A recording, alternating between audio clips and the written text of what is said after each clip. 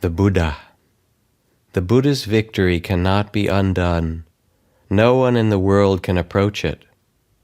By what path would you guide him who has no path, whose field is endless? The Buddha has no ensnaring, embroiling craving to lead him. By what path would you guide him who has no path, whose field is endless?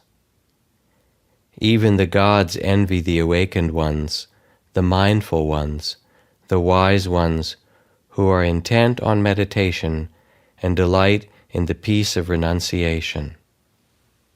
It is difficult to be born a human. Difficult is the life of mortals.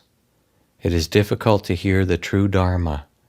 Difficult is the arising of Buddhas. Doing no evil, engaging in what is skillful, and purifying one's mind, this is the teaching of the Buddhas. Patient endurance is the supreme austerity. The Buddhas say that nirvana is supreme. One who injures others is no renunciate. One who harms another is no contemplative.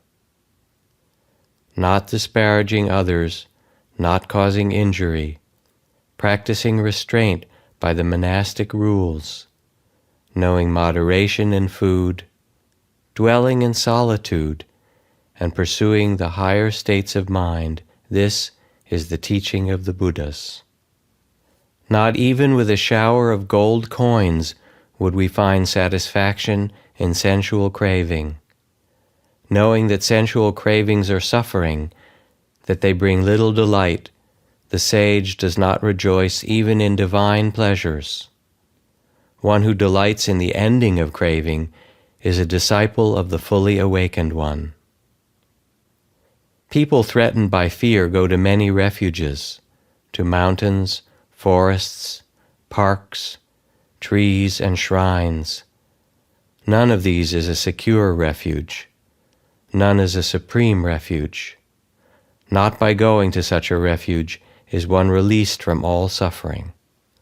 But when someone going for refuge to the Buddha, Dharma, and Sangha sees with right insight the Four Noble Truths, suffering, the arising of suffering, the overcoming of suffering, and the Eightfold Path leading to the ending of suffering, then this is the secure refuge.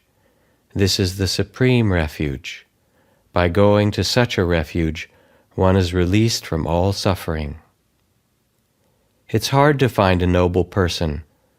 Such a person is not born everywhere. When such a wise one is born, the family flourishes in happiness. Happy is the arising of Buddhas. Happy is the teaching of the true Dharma. Happy is the harmony of the Sangha. Happy is the ardent practice of those in harmony.